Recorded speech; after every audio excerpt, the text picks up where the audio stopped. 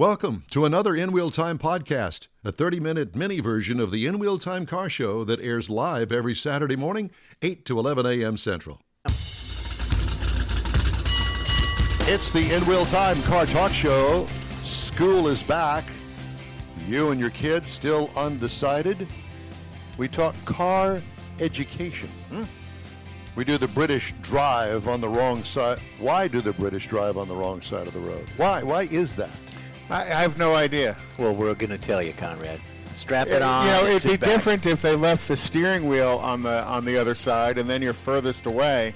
But not only do they drive on the wrong side, they move the steering wheel, so in a head-on collision, both steering wheels hit each other. We're going to get all that straightened out this morning. It ought to be fun because Jeff's going to try to delve Inform into us. Later, we're going to find out about the GM Student Corporation. Did you know that? Oh, wow. Core. Oh, Core, yes, that's Core. right. It's still spelled Core. CORPS. Corpse? Core.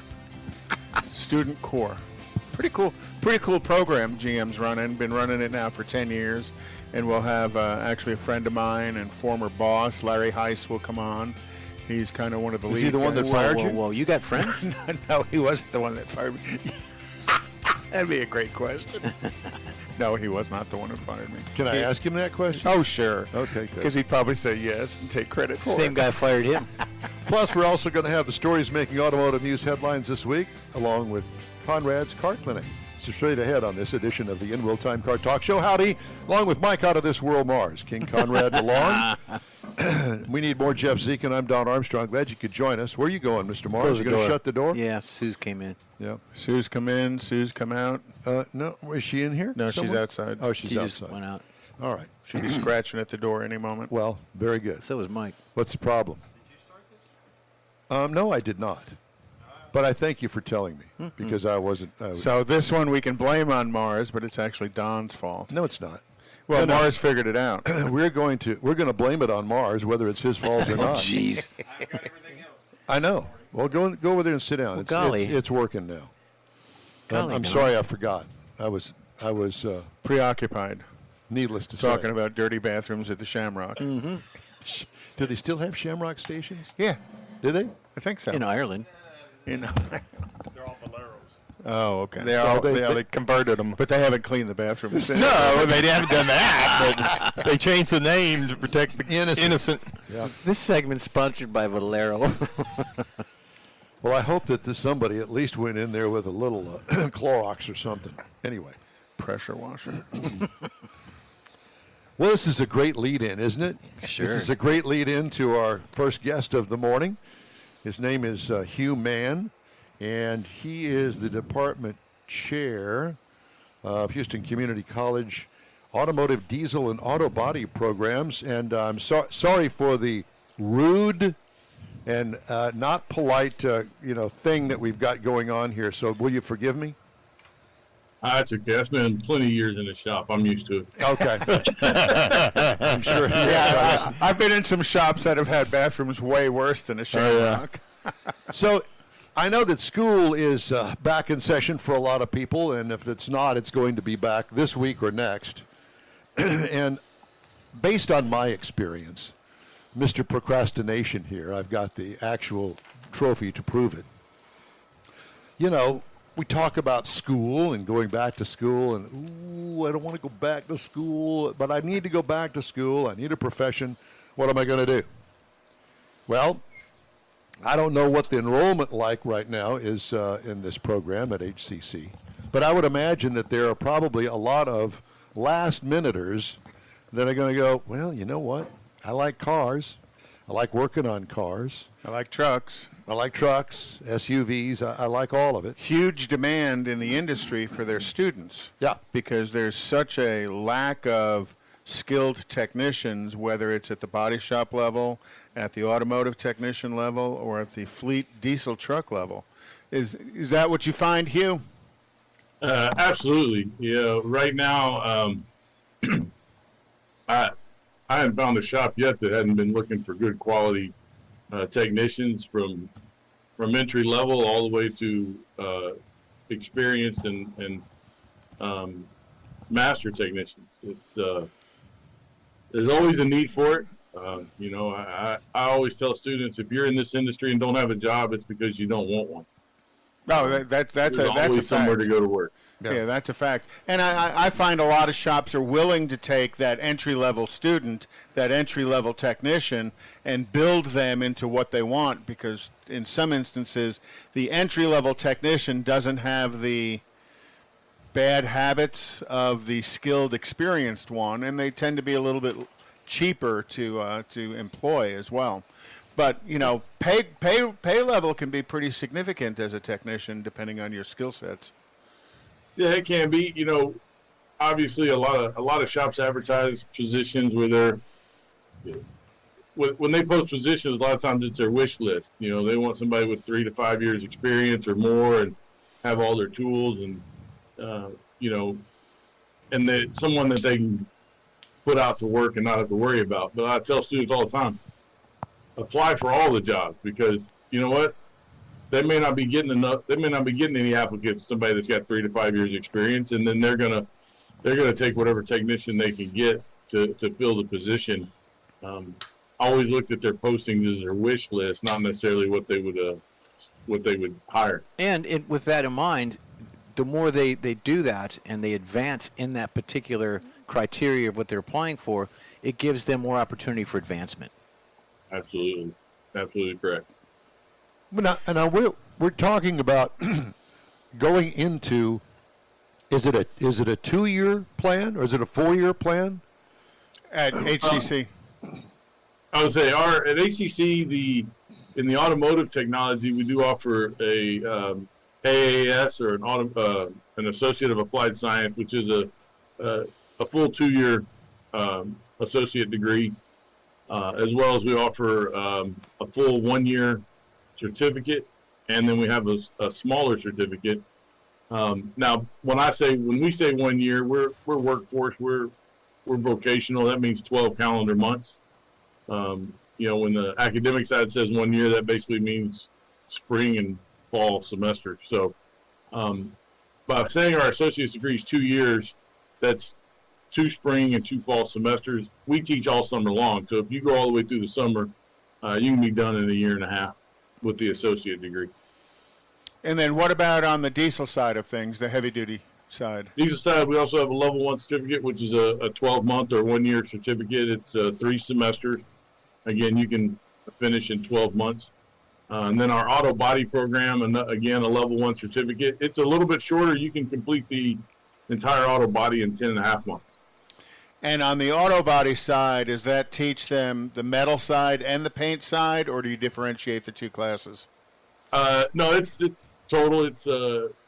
It's structural repair, body work, steel, frame straightening, all the way through prep work, dent pulling, plastic welding, regular welding, and into the refinishing side. How does this differentiate your programs with the ones that people see on TV? They advertise on like the motor channels and things that go to college, become a painter, and things of that nature. How does that different? I believe most of the ones you refer to are more private corporations, and the biggest difference is price. Us being a public school, significant the difference price is is significantly lower Yeah. Than these private corporations. Not that it's not a good education. The education's there. A lot of times these private schools and us, we're using the same curriculum. We're using the same textbooks. A lot of times the difference is the speed at which they progress through subjects or progress through classes compared to us. We go at a little slower speed, and then because us being a public school, it's a lot cheaper. Okay, so let me use this example.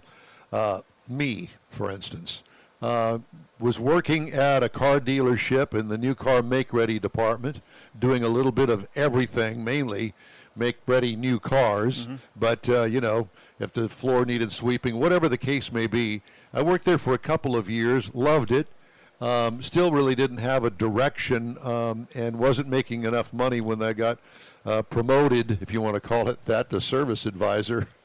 Yeah, I bruised a lot of bruised ego going on there after I got into service writing. But what would you suggest for somebody like me? You know, I don't recall programs, I'm sure there were, offered right out of high school where I could work and also go to school. Yeah, there and other than the last 30 years since I've been around, I'm not sure the structure of the program prior to that. But my recommendation is, if you're working in that situation and you like it and you want to progress in it, absolutely you need to find you a VOTEC program, find you an automotive training program. There's HCC is not the only one out there. There's other ones. They all offer a little something different. You know, all the schools try to do it their own way in some aspects, and whether you want a full 12-month one-year certificate, or again, like I said, we have a smaller one-year certificate that's a maintenance and light repair that's only just over two semesters. So it's basically you can finish it in about 9 months. And it's just the only difference in that one and the other one is it doesn't go into some of the more advanced. It doesn't go into transmissions and Electrical diagnostics and stuff. It is purely a maintenance tech. Right, correct. More maintenance, light repair, brakes, suspension. But any of those you can go to. If you've already been in a dealership, you've already figured out a way around the shop, or how the industry works to some extent from a lower level. It's just going to help you progress a little faster. It's going to help you retain the information faster and easier. The biggest difference I see in students is students who come in who their dad worked on cars in the driveway, or their uncle or dad had a shop and they've been hanging around, raised that way, around it a little bit, versus kids who've never been around it at all. You know, the ones who've already got a little touch of it, a little taste of it, they tend to catch on a little quicker, advance a little faster. But anybody can do it. Anybody can learn it if the will is there. Do you have a high percentage of placement once they graduate? Absolutely. You know, we tend to say we have 100% placement for graduates, and that's because the capstone or the final course they have to take is a co-op course where they're working in the industry. They're required to have a job in the industry in order to take that last course, which is a full semester, 16-week course. And then obviously once they're done, they graduate. Sometimes it's difficult to stay with them to see if they stay in the industry or if they move on. Now, students who don't graduate, they may be working out there in the industry, and they may not. As far as placement opportunities, again, they're unbelievable. We have employers calling us every day. Because it's such a high demand job, whether it's an automotive tech, a diesel, heavy duty diesel tech, or a body shop guy. There are, every shop virtually is looking for a technician at some level. Everybody would like to have that fully certified A tech, but those are few and far between, and they're going to pay dearly for them. And I know some of your graduates that have come through your program that are still here in Houston have reached some pretty upper levels of management. I believe it's Helfman, CDJR there at I-10 and Beltway 8. Their shop foreman or service manager actually come out of the HCC program. 610, isn't it? 610, yeah. 610. So, it's not just a matter of turning wrenches, because once you get into the shop, you get options of what direction you want to go. Don was talking about being a service advisor, being a technician. As you skill up as a technician, the opportunity to be a shop foreman and stuff. Well, that brings to mind, but not only the hands-on, the mechanical and electrical and the body work of it. Are there courses to get into the management side, the F&I side? Well, F&I is over in sales department. Well, I mean, yeah, but so far as the courses at HCC, do they kind of groom you in a direction? We do in the aspect of entrepreneurial spirit. You know, we're always talking about guys that always want to run their own shop, so we're always talking in that aspect. We do have a class that's for service writing or service consultant to to help open their eyes and show them a little side of that. And then when we get into the co-op specifically, we spend a lot of time in the co-op, talking about getting jobs, talking about areas that you can go to work, and that you can advance throughout the industry. I tell my students all the time, you get into turning a wrench or becoming a technician, you may not want to do it forever. You like it now. As you get 10, 15 years down the road, it may not be quite as appealing to you. There's other areas to go. There is the service writing, there's service management. There goes into guys go into parts and become parts managers. Again, they run their own shop. Or you can even go into the training aspect, go into the training department within the company you work for. And sooner or later, somebody's got to teach the young kids. We're always needing instructors. I can't keep enough instructors most of the time. And when I need one, you can't get an instructor to come out of the field because there's too much business and too much money to be made out in the field working in these shops. So there's always places to go. A lot of guys continue on with a bachelor's degree once they start working in a shop and move up. The head guy at Love's Truck Centers started as a technician. The head president of Love's Truck started as a mechanic and worked his way all the way up through the company to run the company. So, the stories out there like that are endless. There's always places to go. Well, the other thing that I wanted to bring up is the fact that, once you immerse yourself into an education, and you may have a 1 or 2 year degree, if you're inclined to maybe work in the racing field, I knew several guys that came in on the bottom level of an NHRA top fuel team as parts washers, and he was just as important as the other guy. Somebody had to fill that position. And these guys typically move their way up through the ranks on a top fuel dragster team, of which there are somewhere between, a dozen of them, basically around a dozen guys that work on a top fuel dragster team. And so if you're inclined to travel a lot and work your butt off, on something like that for low pay. But you get to see But the it's world exciting, in every Motel 6 in America. I mean, it's that's out there for you too. Sounds like in-wheel time progress. It does sound like in real time progress. How many campuses do you have teaching this course? We have 2 campuses. Our primary or main location is at Airline and 45, what we are called our Automotive Technology Training Center. And we offer all 3 programs at that location, full programs, automotive, heavy vehicle, diesel, industrial, and the auto-body collision. And then our second location is our North Forest location. It's on the corner of West Little York and Homestead. It's a nice location. It's brand new, 15 bays, all brand new equipment, tire machines, alignment machines. It's all air-conditioned shop over there. That one we're still growing and expanding at that location and filling it up, but it's our second location. We don't have enough room there to teach the entire automotive program. Of course, we don't hold the auto body or the heavy vehicle diesel over there, but the automotive program just is over there, and it's expanding at that location. So there's no age requirement. You could be 18, 19 years old, or you could be a little older. 80. Men and women. This is just this open, correct? Oh, absolutely. I think 17 or 18 is the minimum, or high school level, and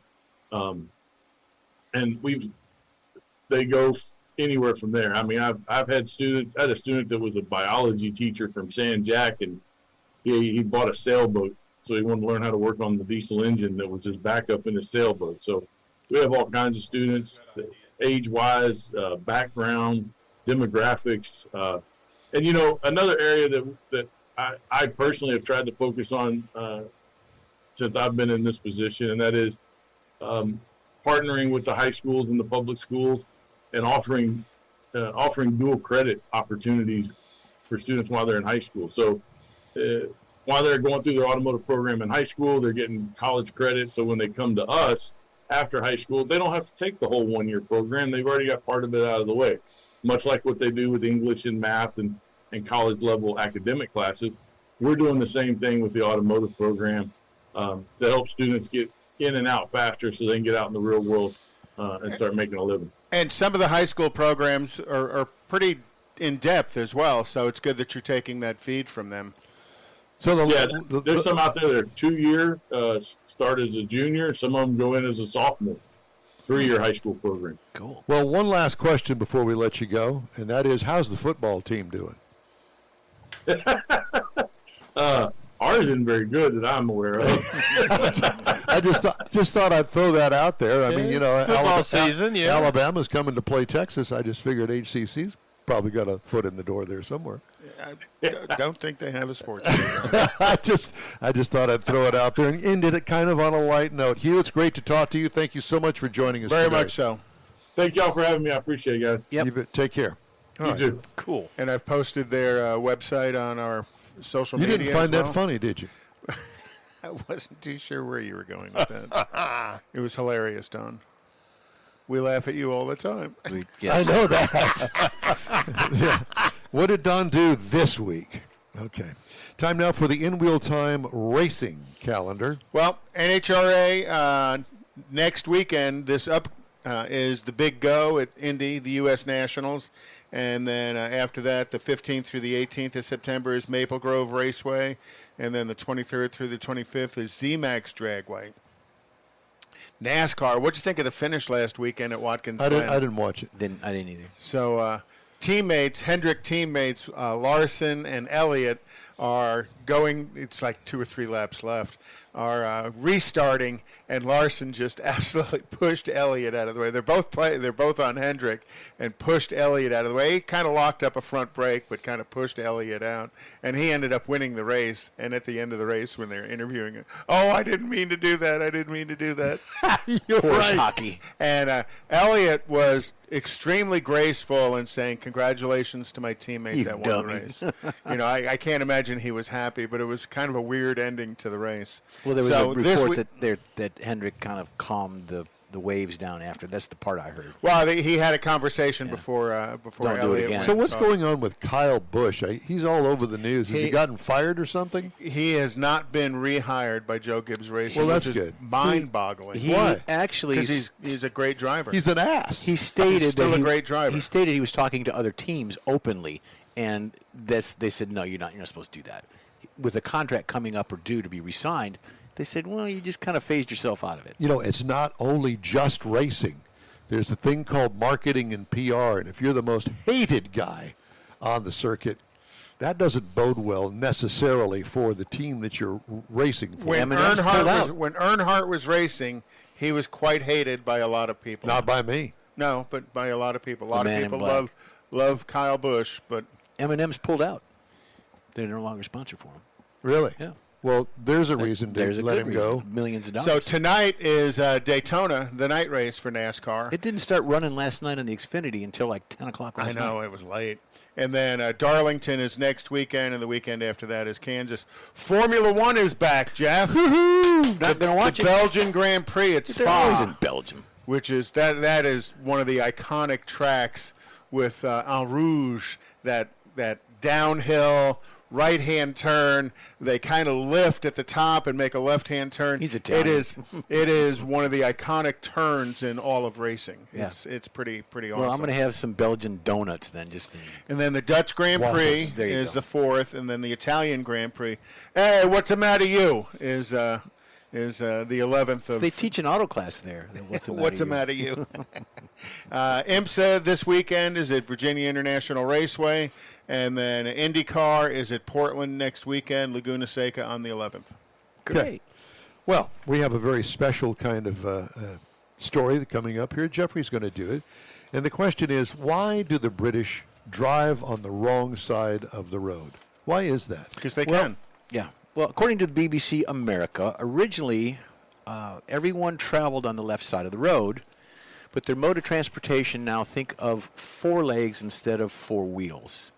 Medieval swordsmen on horseback actually rode on the left side to keep their right hand closer to their opponent because of their sword. Because they were right-handed. They were right-handed, but 15% of the knights back then were left-handed, so they just had to make do and adapt. Mounting and dismounting was also easier They from were the more left side of the artistic. left side of the horse, safer on that side than to be getting out in the center of the road. So perhaps the question would be, why do people stop traveling on the left? Things changed in the 1700s when large wagons pulled by several pairs of horses, the driver would sit on the last horse on the left side of the rear. So this made it easier for the person on the horse or the swordsman to whip the horses into going faster or slower. Oh, they're not allowed to do that anymore, are they? No. So they sat on the left rear side of the horse. Since he was sitting on the left, it opened up opportunities to be passed on the left and to keep the right side of the road open. The British government refused to give up their driving ways and in 1773 introduced the General Highways Act, which encouraged driving on the left. This was later... It wasn't mandatory, it was just encouraged. But they passed the Highway Act of 1835 in Britain. Ooh. So that means you had to do it. Uh-huh. Meanwhile, post-revolution France, under their left-handed ruler, who? Napoleon Bonaparte. embraced a permanent move to the right side of the road. I've known several Bonapartes. And they're all short guys. Yeah, with their hands in their pants. Like somebody else we know. Amidst all the driving confusion, the British and the French were yielding their power across the globe as part of the rapid colonization. They insisted that countries they occupied drove on the same side of the road as them. Hence, the the left British side. Commonwealth is all left-hand driving Yep, you're there. countries. This explains why the former British colonies, such as Australia, New Zealand, India, used right-hand drive cars, while former French colonies like Algeria, Ivory Coast, Senegal still drove on the left. Here comes the kicker. Henry Ford, we all know him. Hank. Yeah, Hank, baby. Unveiled his Model T in 1908. The driver's seat was on the left, meaning that cars would have to drive on the right side of the road to allow front and back passengers to exit the On car the curb. on the curb side or the right. According to the National Geographic, But so what? I mean, Safer. The British did it just the opposite way. Yeah. Got to They exit were on the just as left. safe. Yeah. According to the National Geographic, this influenced a change in many countries. Canada, Italy, Spain changed to the left cars, to left-hand drive cars in the 20s. Most Eastern Europeans followed in the 30s, and Nigeria also followed suit. However, British drivers remain on the left side of the road with right-hand drive cars, and this is highly unlikely to change. So why is Japan on the wrong side of the road? I don't know. Okay. It's not in the article. Thank you so much for All that. righty. Next week, we're going to talk about other stuff. I'm sure we will. A reminder that the In Wheel Time Car Show streams on the iHeart app, Facebook, YouTube, and InWheelTime.com. Podcasts available from your favorite podcast channel. The In Wheel Time Car Talk Show continues right after this. Get out the permanent marker and write on your wall calendar the next Tailpipes and Tacos Cruise-In, Saturday, September 17th, 2022. It's the fall edition of Tailpipes and Tacos at the Lupi Tortilla in Katy, 8 to 11 a.m. It's the only place cruisers compete for Lupi's Chili Pepper trophies and other prizes. There's no charge to enter your vehicle for Best Hot Rod, Best Classic, or Best Modern Classic. Tailpipes and Tacos is Houston's coolest and most unique cruise-in and is your opportunity to see the best hot rod, show cars, classics, and resto mods, and get Lupi Tortilla breakfast tacos with adult beverages. There's no entry fee, and cars will automatically compete for those much sought-after custom Lupi trophies and other prizes. It happens at the Lupi Tortilla Tex-Mex in Katy on the Grand Parkway at Kingsland Boulevard, just south of I-10. It's Tailpipes and Tacos Fall Edition, Saturday, September 17th. The In Wheel Time Car Talk Show will be there too. Celebrate the beginning of fall and the return of the Tailpipes and Tacos Cruise-In, Saturday morning, September 17th, 8 to 11 a.m. We'll see you then, weather permitting. Want to take a minute to tell you about Gulf Coast Auto Shield, a Houston detail company like no other. Gulf Coast Auto Shield offers paint correction services that'll give your car, truck, or SUV a like-new shine. Afterwards, you'll want to protect it with a professionally installed nano-ceramic coating or protection film. Worried about your very expensive windshield getting damaged, broken, or cracked? Let Gulf Coast Auto Shield install ExoShield, a windshield protection film. Give John Gray a call today or check out their website, gcautoshield.com. Hey, whether you own a new, ultra-expensive, exotic, or a 5-year-old Suburban, Gulf Coast Auto Shield will help keep your investment looking like the day it rolled off the assembly line. Gulf Coast Auto Shield is conveniently located on the South Sam Houston Parkway, just south of I-69, the Southwest Freeway. Meet the staff and check out all of their services online right now at gcautoshield.com. That's it for this podcast episode of the In Wheel Time Car Show. I'm Don Armstrong, inviting you to join us for our live show every Saturday morning, 8 to 11 a.m. Central on Facebook, YouTube, Twitch, and our InWheelTime.com website. Podcasts are available on Apple Podcasts, Spotify, Stitcher, iHeart Podcast, Podcast Addict, TuneIn, Pandora, and Amazon Music. Keep listening, and we'll see you soon.